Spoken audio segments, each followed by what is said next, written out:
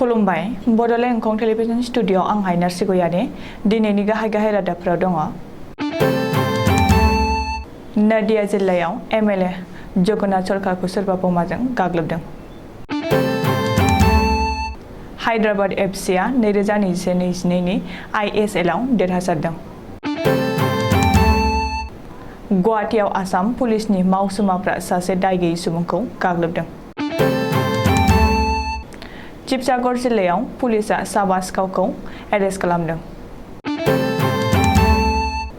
क'क्राझार गेलामाला दखानाव सिखावनि उदखार।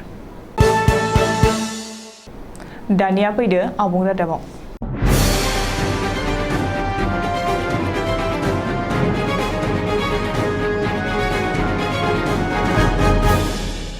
नदिया जिल्लानि हालिगाटा सहराव बीजेपीनि एमएलए जगन्नाथ सरकारनि गारिखौ सोरबा सिनाय मोनै दुथांफोरा बमाजों हरखाबै गाग्लोबदों।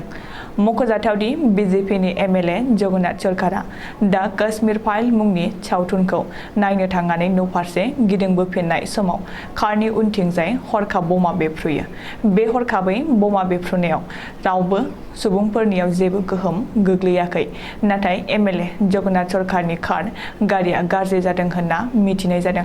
बीजेपीनि एमएलए जगन्नाथ सरकारनि बुंथिनाय बादिब्ला बे बम बेफ्रुहोनाय जाथायखौ टीएमसी राजखान्थि हान्जानि दैदेनगिरिफ्रा गावखौ बुथारनो थाखाय बे बमखौ बेफ्रुहोदोंमोन होनना खौरांगिरिनि सिगाङाव बुंथिदों। हायद्राबाद एफसीनि जानानै बर' फिसा हलिचरन नार्जारिया गेलेनायाव हायद्राबाद एफसीआ 2021-22 नि आईएसएलआव देरहासार जादों। मख'जाथावदि मैया आईएसएलनि फाइनालमोन। हायद्राबादआ केरालाखौ फेजेननानै चेम्पियन जायो। गिबियाव 90 मिनिटसिम गेलेनायाव से गलजों मोन्नैबो हानजाया ड्र' जायो। बेनि उनाव फिन एक्स्ट्रा टाइमसिम लाङो गेलेनायखौ, नाथाय बे खेबावबो ड्र' जानानै थायो।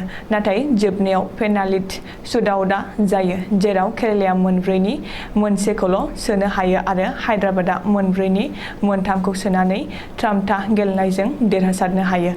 हलिचरन नार्जारिया जोबथा गलखौ सोनाय लोगो लोगोनो देरहासारनो हायो हायद्राबाद एफसीआ।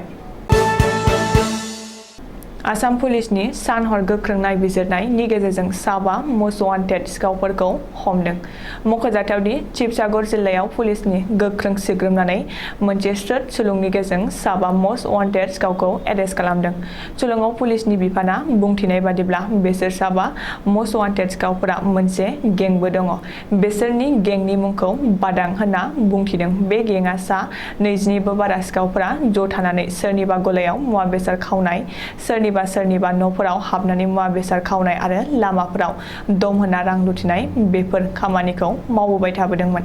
सुलुङाव मिथिनाय बादिब्ला पुलिसजों हमजानाय साबा मस्ट वान्टेड सिखावफोरनि मुंफोरा फारियै मानसुम आली, जफी आली, जेलिदुन आहमेद, निबुल हुसैन आरो आफ्तार हुसैन होनना मिथिनाय जादों आरो बिसोर आफिंगाव गामिनि थागिबि। क'क्राझार जिल्लानि दतमा पुलिस थानानि सिङाव थानाय बालांगा बाजाराव गंसे गेलामाल दखानाव सिखावफोरा हरनि समाव उदखार। मख'जाथावदि थांनाय हरनि 1 रिंगायाव बालांगा बाजाराव गेलामाल दखान होनानै गावनि संसारखौ मोजाङै दैदेनलांनो नाजानाय गोजोन ब्रह्मनि दखानाव माखासे सिखावफोरा फैनानै गासै दखाननि मुवा बेसादफोरखौ खावना लानानै थांजोबदों। सुलुङाव मिथिनाय बादिब्ला गला होगिरि गोजोन ब्रह्मआ दायो सिखावफोरखौ थाबैनो एरेस्ट खालामनानै गोख्रों साजा होनो थाखाय क'क्राझार पुलिस थानायाव एफआइआर गथायबाय होनना मिथिहोनाय जादों। दिनैनि रादाबा एसेनोसै, गोजोन्थों।